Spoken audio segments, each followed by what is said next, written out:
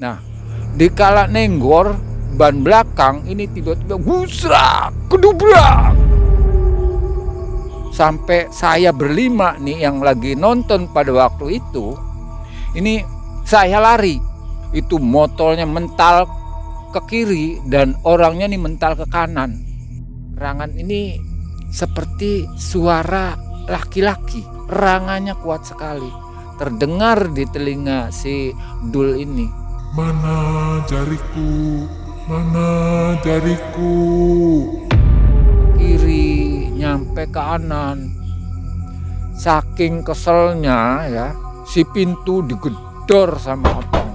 Digedor itu rumah yang ada di sekitar Baperkam ini itu semuanya nggak ada yang dilewat. Itu diketuk pintu.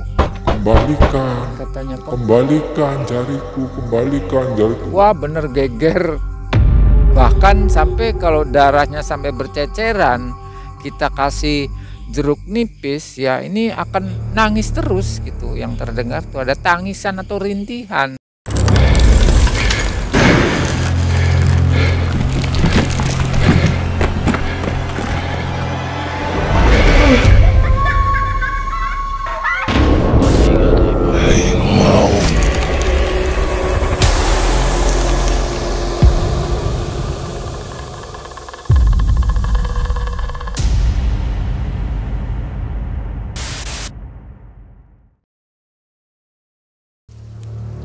Assalamualaikum warahmatullahi wabarakatuh.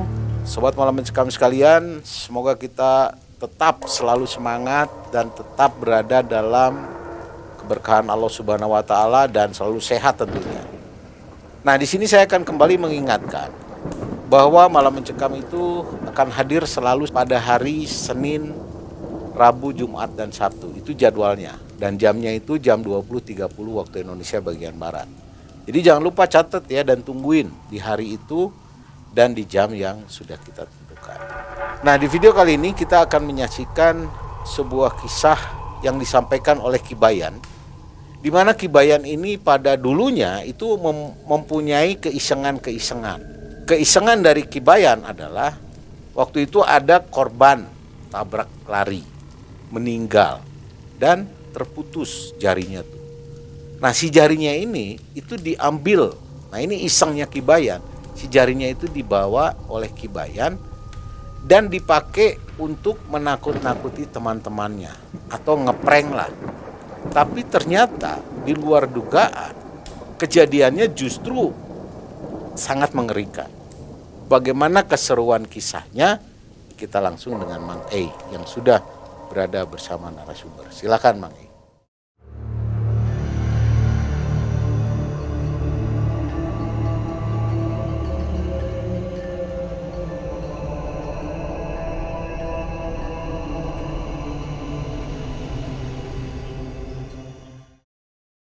Assalamualaikum warahmatullahi wabarakatuh. Waalaikumsalam warahmatullahi wabarakatuh. Sobat Malam Mencekam, alhamdulillah hari ini saya Mang Ei dan tim setelah kemarin dari Indramayu, kali ini kembali ke Cirebon yang masih menyimpan banyak cerita. Jadi kami kembali ke Cirebon karena sudah dikontak kembali oleh Ki Bayan, yang mana Ki Bayan akan bercerita lagi kepada kita tentang pengalaman di masa mudanya. Sobat Malam Mencekam, sebelum kita mulai, Ki Bayan ini sudah memiliki channel bersama Kang Idot dan Abah Jampang. Nama channelnya Melihat Malam. Silahkan dikunjungi dan jangan lupa untuk subscribe ya. Like, komen, dan share tentunya. Baik, kita ke Ki Bayan. Assalamualaikum Ki Bayan. Waalaikumsalam warahmatullahi wabarakatuh. Ki Bayan ini tiba-tiba mengontak kita untuk syuting katanya. Ada cerita apa nih Ki Bayan? Jadi kaget saya. Ya, saya sedikit akan bercerita. Dikala saya dulu waktu muda, mungkin tahun sekitar 80-an. 80-an ya. Iya. Di situ Mau cerita saya tentang memang apa nih Ki Bayan? akan saya ceritakan tentang ya mungkin keisengan saya gitu. Keisengan di masa muda ya. Teman-teman ya. Ya mungkin teman-teman pada waktu itu ya memang kadang-kadang suka nyebelin. Oh gitu. Ya. Ini horor nih kayaknya nih, wajib dengar kayaknya. Ya. Oke Kibayan. Mudah-mudahan Kibayan selalu sehat dan bercerita sampai tamat nih Kibayan. Kita Amin, tunggu amin. ceritanya. Silakan.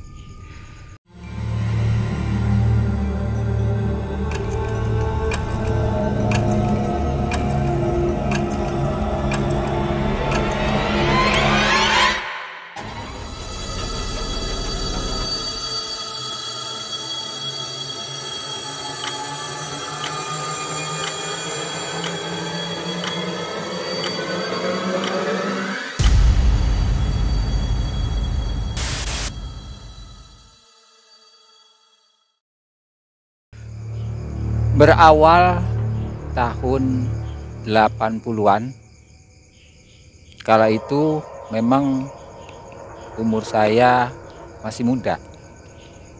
Saya memang sering bergaul dengan yang namanya Dul, juga dengan Otong. Semuanya rumah dekat dengan saya. Di antara kedua teman ini, tentunya dengan sebutan nama samaran. Ini memang yang sangat akrab sekali dengan saya itu semuanya ada 5 nih. Ada 5. Cuma ini yang bikin saya sebel dari yang kedua ini, itu kita samarkan namanya Dul. Di karakter si Dul ini ya memang wah bikin jengkel.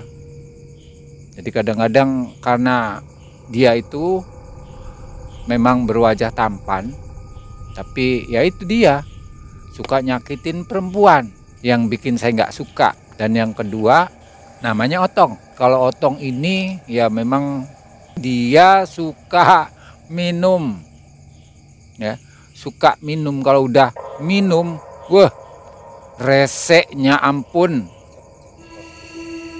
Nah ketika itu saya ini sedang mencari nih apa kira-kira yang sekiranya saya tuh bisa untuk ngerjain kedua orang ini. Setelah saya pikir-pikir, sehari 2 hari ya belum juga saya temukan apa gitu. Akhirnya dikala malam minggu tiba, seperti biasa ya, orang namanya anak muda itu biasa kita kan malam minggu lah gitu jalan-jalan ya, berangkat habis isya. Terus memang pada waktu itu di kota Cirebon yang paling rame itu belum ada Jalan Kartini, artinya tuh keramaiannya seperti sekarang enggak. Waktu itu cuma ada di daerah Pasuketan, Karanggetas, Pasuketan, Pekiringan. Itu yang paling rame. Bahkan dijuluki kota Cirebon yang paling rame ya di situ. Sehabis saya jalan-jalan nih ke gedung-gedung bioskop gitu sambil ngobrol, kemudian minum kopi di tempat parkiran. Pada waktu teng sekitar jam 12 malam ya, seperti biasa pada waktu itu memang sering terjadi atau melaksanakan satu kegiatan rutin ya yang namanya balap motor liar. Wah, itu minta ampun.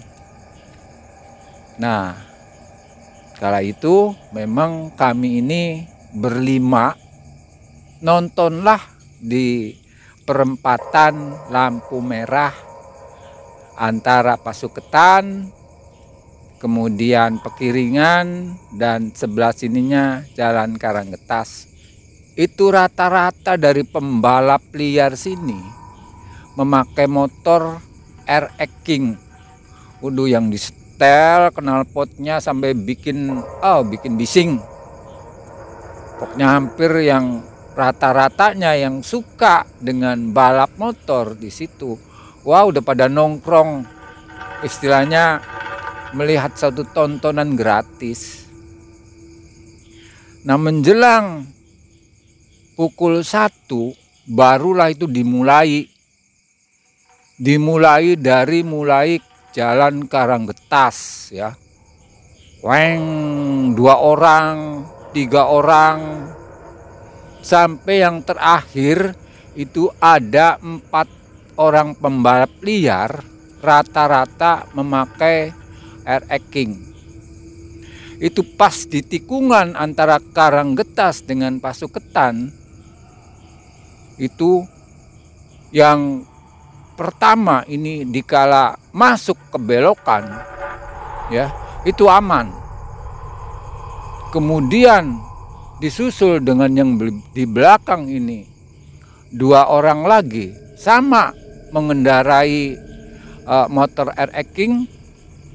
Itu tiba-tiba ada salah satu dari mereka ini saking asiknya itu sampai mepet, akhirnya nyenggor ban belakang. Nah, dikala nenggor ban belakang ini tiba-tiba gusrak, kedubrak. Sampai saya berlima nih yang lagi nonton pada waktu itu, ini saya lari. Itu motornya mental ke kiri dan orangnya nih mental ke kanan. Sampai muter nih motor ya, saking kencangnya jalan ya. Ini kecepatannya, waduh, nggak tahu ini. Kira-kira mungkin 100 atau lebih ya, saking kencengnya ini. Itu sampai nubruklah trotoar. Nah, memang saya dan teman-teman saya itu paling depan nonton pas di pinggir trotoar, jadi lebih tahu apa yang terjadi. Saya deketin dan saya coba bangunin ya. Ya memang di sini ya sudah berdarah semua. Dari mulai kaki ya sampai ke ini, ke siku ya, itu pikir saya waktu itu ngeri sekali. Nah, terlintas dalam pikiran, memang kalau hal-hal yang seperti itu di Cirebon ini ya memang sudah tidak asing lagi lah, hal-hal yang berbau mistik ya, itu sudah tidak asing lagi. Terlintas di benak saya. Nah, itu bukannya saya ini nyari dompet, bukan gitu.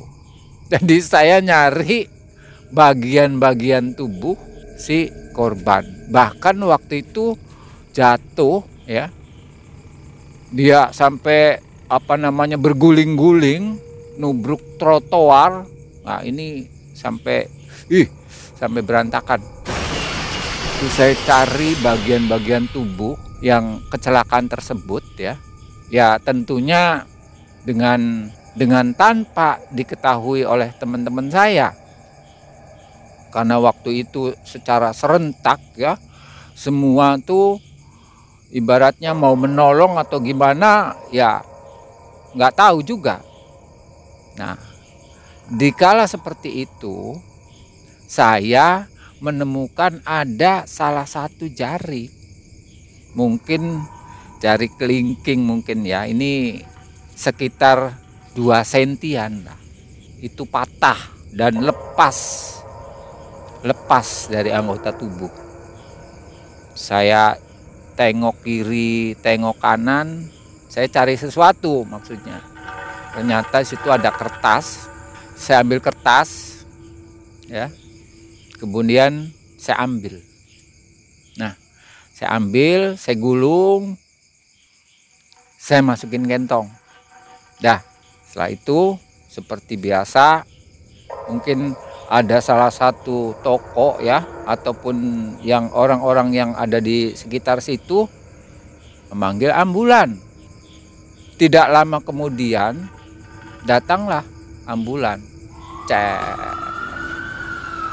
Akhirnya si korban ini dibawalah ke sebuah rumah sakit. Ya memang walhasil nih, dari informasi yang saya dapat, memang sudah tidak tertolong lagi semenjak dia membentur dinding daripada trotoar ini muka sampai nggak kelihatan ya, bahkan rambutnya sendiri tuh sampai ngelupas gitu, karena makin banyaknya darah yang keluar. Itu susah sekali untuk mengenal ini siapa gitu. Ini darah semua nih muka nih. Dan salah satu jarinya saya iseng, saya ambil. Pikir saya, ini nih pikir saya tuh. Ini saya buat bekal ngerjain si Dul ini nih sama si Otong nih, yang istilahnya menurut saya sangat brengsek sekali kalau kalau lagi mabok ya, itu resenya minta ampun. Saya simpen ya. Nah, besoknya saya jemur karena memang di situ banyak darah. Tujuannya sih ya tentu aja dengan dijemur ini supaya nggak banyak lendir atau apa ya, atau bisa mengering, pikir saya seperti itu. Langsung saya naik genteng, saya jemur sampai dari pagi sampai sore. Nah, setelah menjelang sore, saya coba cari bambu, istilahnya ya, bambu yang ruasnya itu atau rosnya tidak terlalu panjang, mungkin ada 1 jengkal ya, kemudian saya gergaji ya, dan yang satunya nih istilahnya tertutup, yang satu terbuka. Nah, untuk supaya tidak terjadi bau atau bau busuk ini, akhirnya saya cari lagi semacam kayak busa untuk menutup gitu. Nah, dari situ saya gergaji dan saya masukin, kemudian saya cari busa untuk menutup bagian yang terbuka, dan tentunya ini saya tutup lagi dengan plastik dan saya karetin. Jadi kemungkinan untuk mencium bau tersebut kayaknya kemungkinan nih tipis, pikir saya tuh.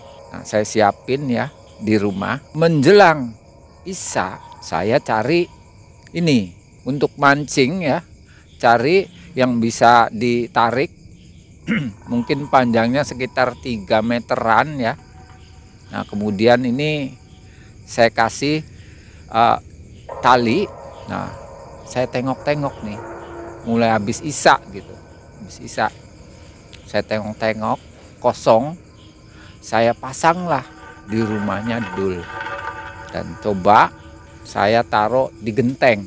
Ya memang nggak kelihatan sih, kalau dilihat dari bawah ini nggak kelihatan, hanya talinya aja yang ada kolomnya gitu. Jadi sewaktu-waktu saya ambil tuh, saya cuma ambil kolomnya aja. Saya taruhlah di genteng yang namanya Dul, rumahnya Dul ini. Memang itu dia memang ganteng, cuma ya itu saya nggak suka sama dia tuh karena ya suka mainin cewek. Dan maksud dari tujuan saya pertama ya iseng, saya pengen tahu keberanian dia itu sampai di mana. Terus yang kedua, ini saya ingin memberi satu pelajaran terhadap dia.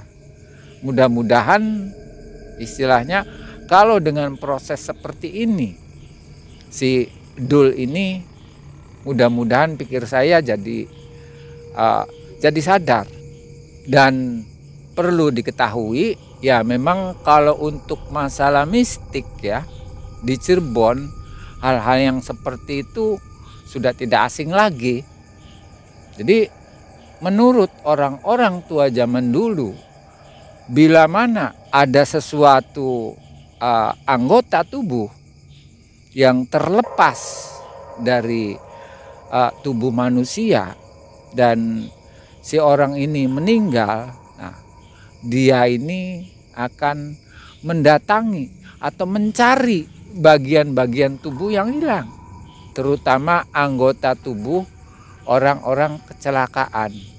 Sebab kalau orang-orang kecelakaan katanya itu jiwanya ini tidak tenang.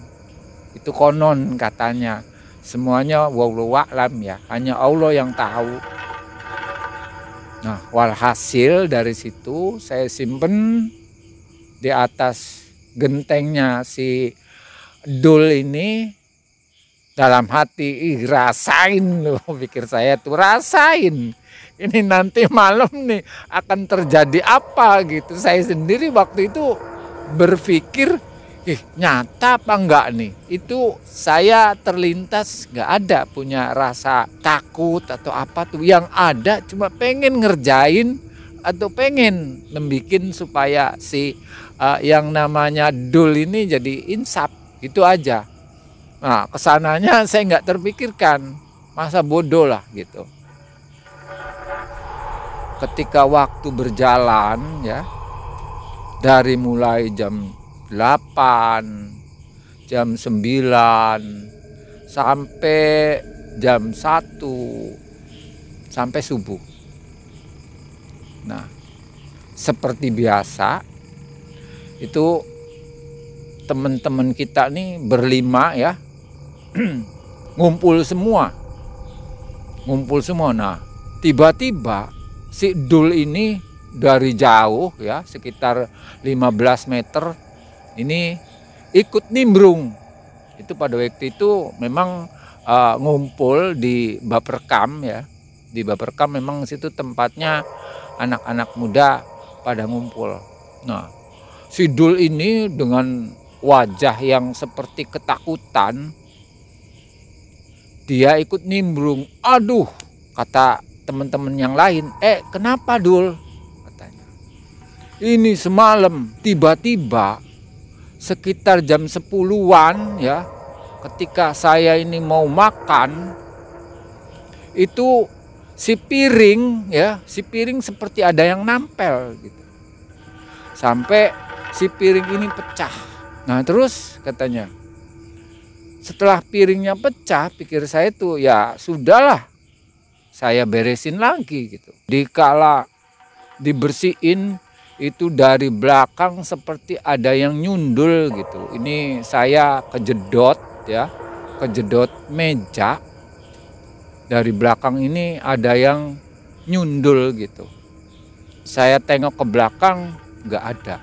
Nah si Dul ini akhirnya berlanjut bercerita. Menjelang katanya jam 11 saya tidur. Kan pada waktu itu katanya kalau tidur malam dia memang suka ini apa namanya tuh bledean, kalau orang Cirebon bilang sih ya, bledean, karena mungkin di Cirebon kan suasananya panas. Jadi buka baju lah, buka baju. Itu namanya bledean. Nah, si Dul ini buka baju, ketika dia pengen menjelang tidur, tiba-tiba dari atas ini seperti ada gelas yang dikucurkan ya, itu airnya ini tumpah ke badannya si Dul. Si Dul bangun, itu saking kaget dia lihat ke atas, pikir tuh ini hujan atau apa. Kalau seandainya itu hujan ya, itu mungkin airnya enggak banyak seperti itu. Ini sampai basah ini. Sampai basah si badan si Dul ini. Dilihat lagi enggak ada suara hujan. Ya sudahlah, pikir Dul tuh, sampai si kasur ini kelihatan ya otomatis jadi basah. Akhirnya si Dul ini mengganti spraynya lah. Kemudian Dul ini tidur lagi. Nah, setelah itu tiba-tiba si Dul ini mendengar satu erangan yang halus sekali. Erangan ini seperti suara laki-laki. Suara laki-laki yang mengerang. minta tolong. Dia bilang, Mana jariku? Mana jariku? kata Sidul. Sidul tambah celingukan ya. Dia nyari ini suara apa ini. Sampai mungkin pada waktu udah jelas sekali ya, karena posisinya malam, diperkirakan katanya sekitar jam 1-an.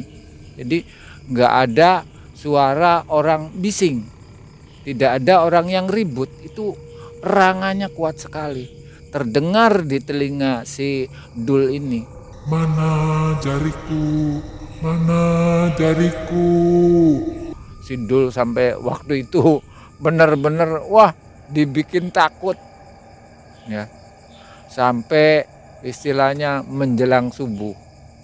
Waktu begitu cepat menanjak sampai pukul 11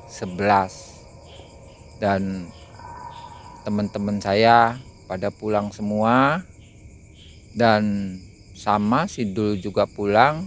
Memang kebetulan Sidul ini tidak jauh ya rumahnya dengan saya, mungkin antara sekitar 100 meter ya. Sekitar jam 6 pada waktu itu saya sengaja bangun pagi ya. Maksudnya apa? Ya maksudnya akan saya ambil, saya simpen gitu. Jadi pagi-pagi ini sekitar jam 6-an ya, saya ambil itu joran buat mancing. Saya tarik, ada kolomnya di situ ya, saya tarik dan saya bawa pulang. Saya simpen tuh, istilahnya digantungin ya, artinya digantungin di luar ini apa namanya, usuk ya, di luar rumah.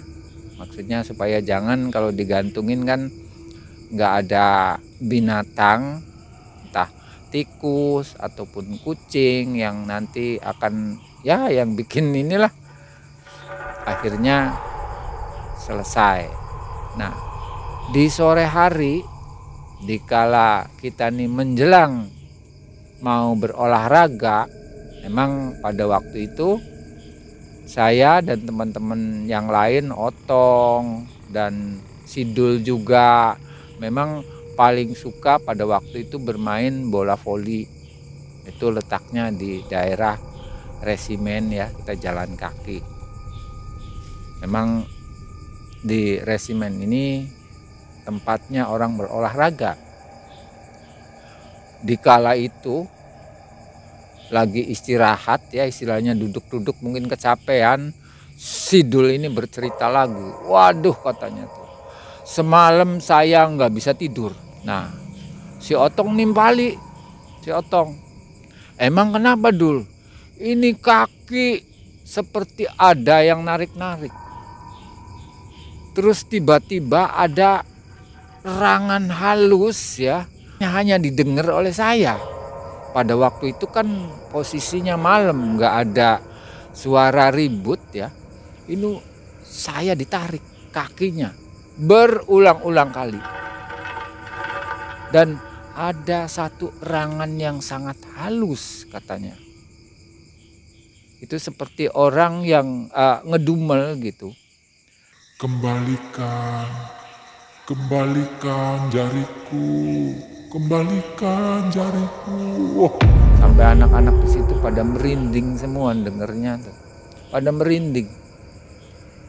Masalahnya ya Dul ini orang bilang mah ya memang dari teman-teman semua gitu. Dul ini memang ya pemberani juga. Tapi dengan adanya teror seperti itu, ini mentalnya si Dul ini ya kayaknya cukup down juga. Dia merasa ketakutan. Selesai ngobrol-ngobrol sampai menjelang maghrib tiba.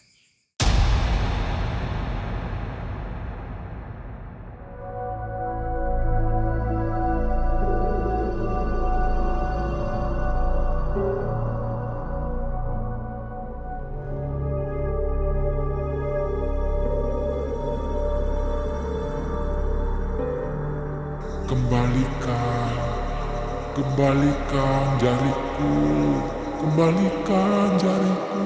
Wah, Nah, kala itu kan posisi si barang tersebut yang saya taruh di bambu ya, saya ambil, kemudian saya mencoba pergi ke rumah si Otong. Nah, memang si Otong ini ya memang aduh brengseknya minta ampun. Minta ampun aja si Otong ini. Karena dia paling suka gitu yang namanya minum-minum tuh. Paling suka sekali. Dan yang bikin repotnya, yang bikin jengkel kalau sudah minum ini resenya ampun. Wah, bahkan jangankan sama tetangga, sama orang lain, itu sering terjadi pertengkaran gitu. Karena ini akibat dari si Otong ini ya memang karakternya ya seperti itu, menjengkelkan.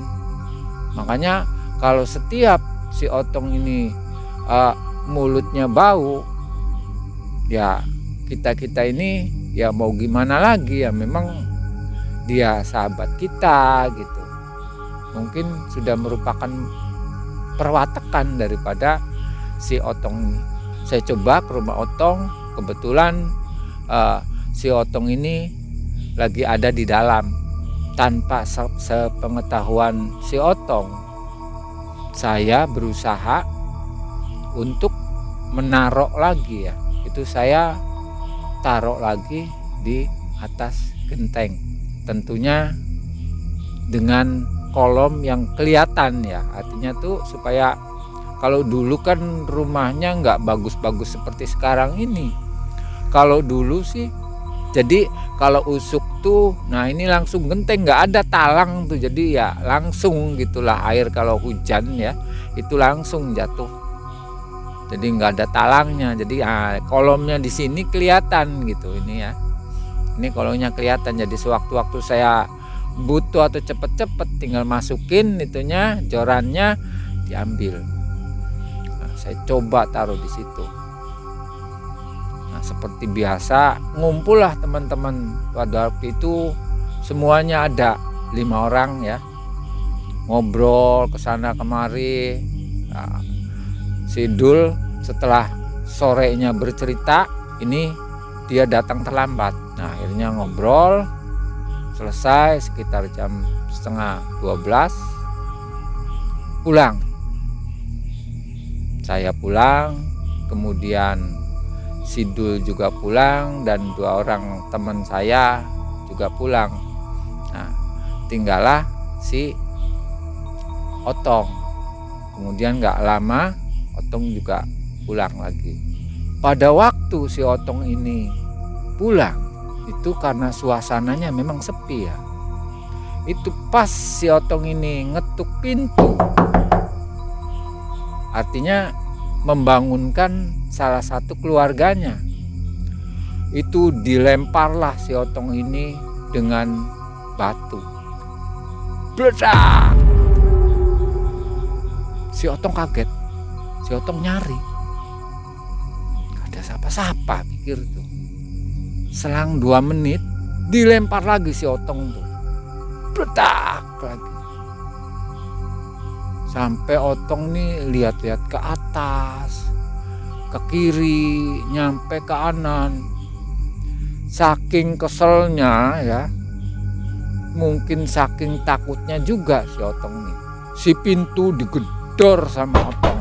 Digedor nggak tanggung-tanggung, dia pakai kepalan. Ya otomatis serumah bangun semua. Nah itu jeleknya daripada si Otong ini ya, memang dia tipenya tipe kasar ya, tipe kasar. Jadi nggak tanggung-tanggung, saking takutnya tuh sampai digedor pakai tangan gitu. Akhirnya bangunlah keluarganya, salah satu keluarganya, kamu ini gimana sih, udah malam lagi, itu dengar tetangga katanya. Ya habis itu saya takut. Nah, setelah pintu ini dibuka, si Otong langsung masuk. Dia masuk ke kamar ya. Itu biasanya ya kalau si Otong ya maklum, kalau orang-orang muda rata-ratanya tuh pengen menjelang tidur itu biasanya makan. Tapi ini si Otong ini rupanya dalam sebuah ceritanya nih enggak gitu, langsung katanya tuh. Pada waktu paginya kata saya, "Tong, emang ada apa Tong? Semalam tuh apa sebetulnya yang terjadi?" Waduh, nggak kira-kira ini sewaktu saya pulang katanya dari Baperkam, itu saya seperti ada yang lempar pakai batu. Ditengok batunya nggak ada. Jadi suara benturannya ini cukup keras sekali katanya. Dia tengok si Otong ini nyariin katanya, nggak ada batunya. Sampai 2 kali. Karena saking takutnya saya waktu itu, kata si Otong, sampai si pintu saya gedor aja, udahlah, masa bodoh pikirnya tuh. Itu. Nah, sewaktu katanya menjelang tidur, ya saya tuh persis mendengar satu erangan yang ini si Dul dulu pernah cerita ya. Pernah cerita ke kita-kita ini, erangannya itu sama seperti yang dialami sama si Dul ini.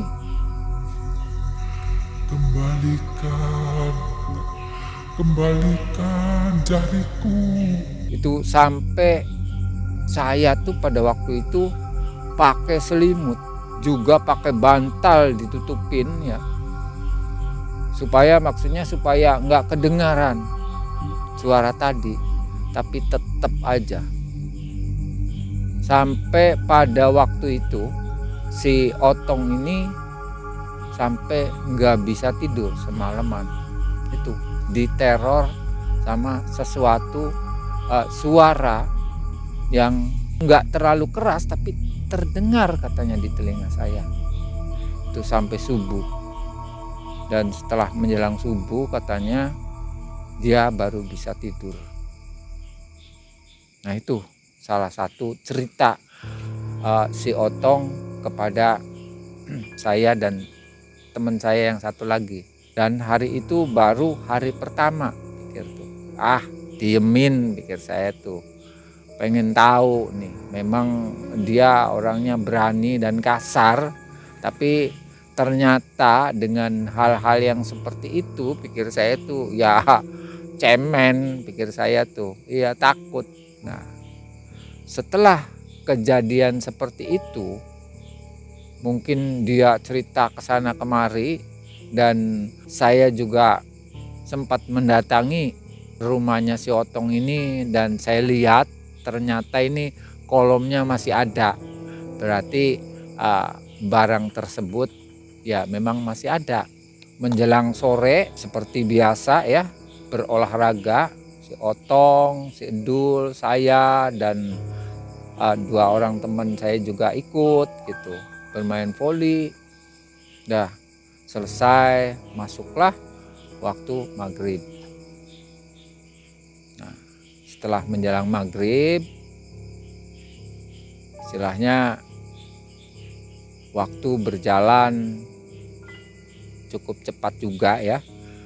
Tank 9 itu ngumpul kembali dari awal 2 orang, kemudian si Dul nongol dan yang terakhir si Otong.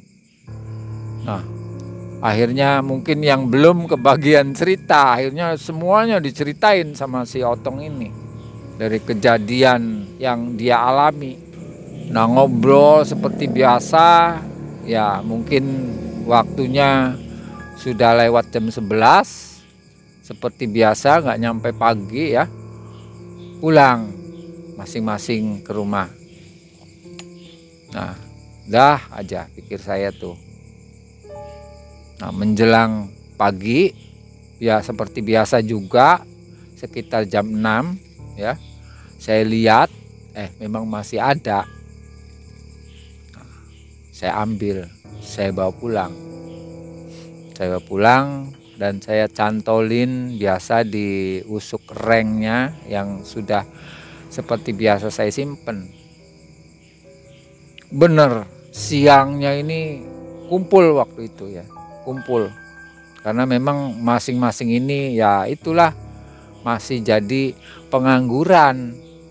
Jadi artinya belum mempunyai satu pekerjaan. Jadi ya memang nggak ada lagi kerjaannya, cuma bisa ngerumpi. Sekitar jam 11 siang ini itu kumpul semua di teras masjid ya. Memang kebetulan ini sangat dekat sekali dengan masjid. Nah, si Otong ini mulai bercerita. Waduh, subhanallah, Dul katanya. Emang kenapa Tong? Ini apa yang sempat dialami oleh kamu katanya. Itu saya sempat mengalami. Lah, mengalami seperti apa? Itu semalam, itu selimut saya ditarik-tarik katanya. Ditarik-tarik. Bahkan kalau saya tidur sebelah sini katanya, si telinga nih ditarik ke kiri, dia nengok nggak ada. Nanti kalau menjelang pengen tidur gitu ditarik lagi si telinga nih. Wah bener-bener katanya tuh. Ini teror ini seperti apa gitu, nggak ngerti saya. Ya ada lagi yang nyetuk, mungkin kamunya gimana? Ya iyalah, coba kamunya nggak kasar ke orang. Tahu sendiri kamu kalau lagi mabok itu resenya ampun katanya tuh. Ya mungkin ada benarnya mungkin menurut perasaan si Otong ini ya. Memang dia juga mengakui dikala dia tuh mabuk itu dia memang suka kasar dan suka istilahnya tuh terhadap orang-orang yang jalan gitu, suka ngelemparin batu. Udah pokoknya brengsek, bener-bener brengsek si Otong. Setelah ngobrol-ngobrol begitu, sepertinya si Otong ini murungnya di sini karena diteror seperti itu ya, 2 hari lagi. Dan menjelang ketiga ya, ini saya masih ditaruh di rumah ya. Dan menjelang sore ini saya coba ditaruh lagi di rumahnya si Edul. Seperti biasa saya taruh di atas genteng ya. Kemudian si talinya ini saya keluarin sedikit, maksudnya supaya tidak tahu gitu. Dari situ tidak kelihatan secara langsung dari bawah, itu tidak kelihatan. Udah aja pikir. Nah, waktu berjalan dari jam 10, 11, bahkan sampai jam 12. Nah, besoknya tiba-tiba si Dul ini pagi sekali itu ngetuk-ngetuk rumah saya sekitar jam 6 ya. Ya maksudnya sih nggak tahu mau curhat atau gimana. Sampai waktu itu kakak saya bangun dan membuka pintu. Kemudian karena memang kita ini posisinya bertetangga, jadi udah nggak asa-asa lagi. Si Dul ini langsung naik gitu ke atas ke loteng yang biasa saya buat tidur. Nah, akhirnya saya dibangunin, Bayan bangun. Aduh, kenapa Dul? Kok tumben? Biasanya kalau bangun tuh sekitar jam 10, jam 11. Ini pagi, tumben kamu udah bangun. Aduh, Bayan, ini saya betul-betul nggak ngerti nih. Saya merasa takut sekali gitu. Ini saya harus gimana ini? Gimana apanya? Ini semalam gitu. Semalam itu ada suara lagi yang ngetuk-ngetuk pintu. Ya, seperti ada yang mandi. Bahkan di situ saya sampai coba memberanikan diri ya. Mandi di sini kok nggak basah gitu. Itu yang bikin saya takut. ini gimana ya Bayan? Ya sudah nggak tahu, pikir saya tuh, mungkin karena saya ini responnya nggak begitu mempedulikan ya. Akhirnya Sidul ini pulang. Nah, dari situ Sidul banyak melamun. Mungkin introspeksi diri, apa yang selama ini dia perbuat. Ya kemungkinan saya berharap sih dia akan sadar gitu apa yang telah dia perbuat. Dan bahkan menjelang sore ya, sekitar habis asar itu ngumpul di tempat olahraga tuh ya gitu, Sidul ini curhat sama teman-teman semua.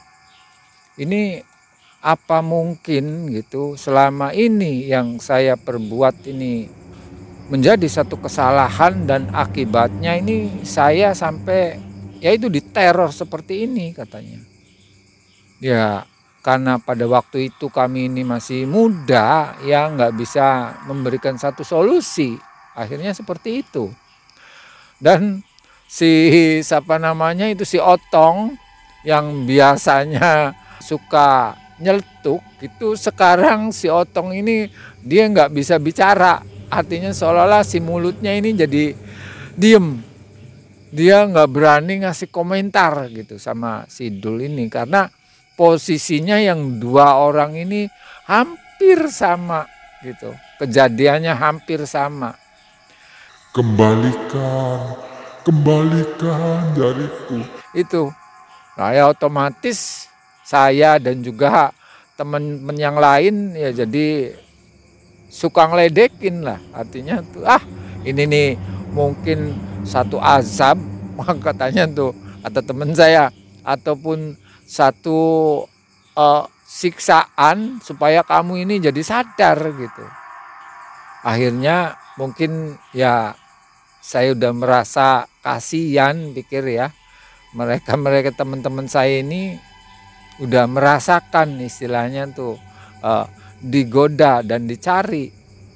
Akhirnya saya mencoba menjelang maghrib ya, saya ambil dan terpaksa nggak saya taruh di rumah, saya taruh di Baperkam, saya taruh di situ. Jadi tempat ngumpulnya semua anak-anak, khususnya di kampung saya taruh di situ. Dah istilahnya tuh saya di samping itu juga saya pengen tahu ini nanti akan seperti apa gitu.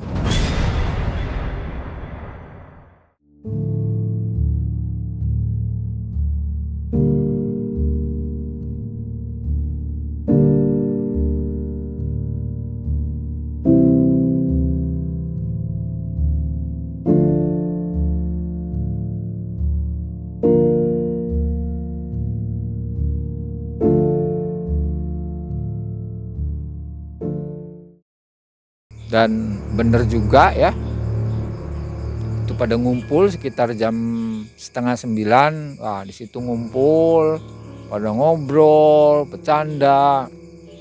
Dan setelah menjelang pukul 11 ya masing-masing pulang. Ternyata besoknya itu rumah yang ada di sekitar Baperkam ini itu semuanya nggak ada yang dilewati, itu diketuk. Dari informasi baik si Dul ataupun si Otong ini mendapat satu informasi bahwa di sekitar situ ya memang diteror juga. Itu diketuk pintu. Kembalikan, Katanya kembalikan jariku. Wah bener geger ya besoknya tuh. Nah saya jadi gimana ya, jadi antara ada perasaan takut dan juga ada perasaan ngeri ya.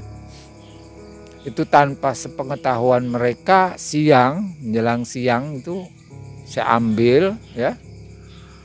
Kemudian buru-buru saya masukin ke kresek ya, kresek hitam Kemudian langsung saya cari pemakaman, dan setelah ketemu ya yang terdekat pemakaman di daerah Cirebon, akhirnya saya menggali, ya nggak banyak lah, paling sekitar 1 jengkal lebih ya, dengan memakai golok.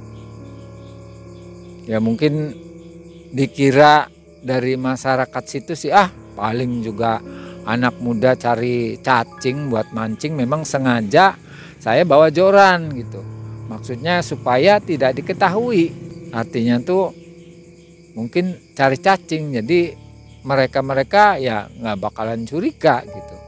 Dan akhirnya saya pendam, dan sedikit saya beri doa ya, khususnya membacakan surat Al-Fatihah kepada almarhum, semoga jiwanya supaya tenang kembali. Itu nggak berefek kepada Ki Bayan ya? Alhamdulillah, kan pada waktu itu saya menyimpan benda tersebut ya, itu dikala pagi ataupun siang. Tapi kalau malam itu saya taruh di rumah teman-teman saya. Kalau ada kesempatan 1 malam disimpan di rumah Ki Bayan, kemungkinan Ki Bayan juga didatangi ya? Ya, kemungkinan besar ya, sangat besar sekali saya juga akan didatangi, Kang Ei. Iya. Itu. Wah, ini lucu juga. Horor tapi ada lucunya. Ya, ada lucunya, bikin Tapi ketawa ya. Permainannya Ya. memang membahayakan ya. Itu Itulah. memang benar ya Ki ya, kalau Iya.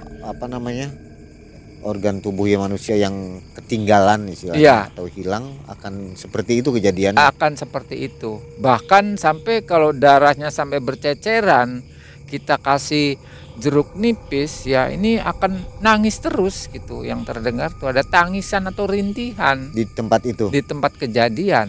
Nah, itu menyembuhkannya gimana? Menetralisir. Ya otomatis harus kita sempurnakan ya di situ. Kita buang dulu bekasnya, kemudian ya kita sempurnakan dengan membacakan satu doa gitu. Bukan mitos itu ya. Bukan, memang sudah tidak aneh lagi kalau di Cirebon seperti itu ya. Sudah Untuk daerah pada lain tahu seperti semua. apa? Kenapa? Untuk daerah lain juga kemungkinan sama ya. Kemungkinan ya sama lah seperti itu. Tinggal ini keberanian daripada seseorang ini untuk mencari ya seperti yang saya lakukan waktu itu ya. Pantas saja kalau tempat kecelakaan itu ada organ tubuh tertinggal, disitulah tempat Ya, angker muncul ya. ya akan muncul dengan sendirinya. Karena di sini ada jiwa yang belum ikhlas. Jadi Ki, itu sebenarnya orang bilang hantunya si A Ya, atau rohnya si A. Sebenarnya itu apa Ki, antara roh, hantu dan jiwa itu Ya. gimana penjelasannya? ya saya coba sedikit ya, saya terangkan. Kalau itu memang ruh ya, itu sudah milik Allah. Artinya, jadi dia ini tidak akan lari kemana-mana, itu milik Allah. Dia akan diambil dan ditempatkan di tempatnya. Tapi kalau jiwa itu hasil daripada pemikiran-pemikiran manusia yang pada waktu itu meninggal, dia ini nggak ikhlas. Nah itu jiwa. Jadi jiwanya ini tidak tenang, masih terus bergentayangan. Bahkan ada kalanya dia mencari teman. Itu jiwa. Kemudian ya dengan bahasa jin, nah dia akan berkolaborasi dengan energi-energi yang didapat dari jiwa ini. Nah jin ini butuh karena dia nggak bisa ngolah nih. Jadi manusia bisa mengolah semacam energi, tapi bangsa jin dia nggak bisa mengolah. Nah makanya dia akan mencari ya untuk berkolaborasi. Jadilah hantu. Nah itulah Yang kita sebut hantu tadi. Hantu yang suka menggoda. Inilah sebetulnya sih itu cuy ya rekayasa jin aja lah. Rekayasa. Jadi yang ditiru adalah jiwanya ya. Ya, jiwanya. Kalau roh itu jelas sudah kembali. Udah milik Allah. Itu kalau ruh sih ya, udah miliknya Allah. Ya, ya. Nggak bisa diganggu gugat. Oke, Ki Bayan. Dan satu lagi Ki Bayan, mungkin ada pesan untuk Ya. untuk anak muda yang sering balap-balapan. Nah itu saya berpesan ya untuk ke anak-anak muda zaman sekarang yang suka kebut-kebutan, ya sebaiknya jangan di jalan raya lah. Jadi carilah kalau memang bakatnya ada, carilah sirkuit yang terdekat. Saya kira pesan saya cuma sampai di situ, Kang Ei. Ya.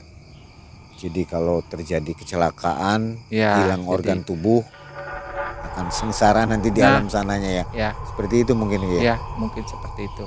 Baiklah, Sobat MM, itulah kisah waktu muda Ki Bayan sekitar tahun 80-an. Ya, tahun Kejadian 80-an. yang menimpa seorang pembalap motor liar yang jarinya tertinggal dan dipakai guyonan oleh Ki Bayan untuk memberi sadar kepada teman-temannya yang kurang dia senangi. Begitu saja dari Malam Mencekam dan Ki Bayan di video kali ini. Kita akan berjumpa lagi di video selanjutnya, tapi jangan lupa untuk berkunjung ke channel Ki Bayan, Abah Jampang dan Kang Idot, channel Melihat Malam. Silahkan saksikan, jangan lupa untuk subscribe, like, dan komen tentunya. Wabillahi taufiq wal hidayah. Wassalamualaikum warahmatullahi wabarakatuh. Waalaikumsalam.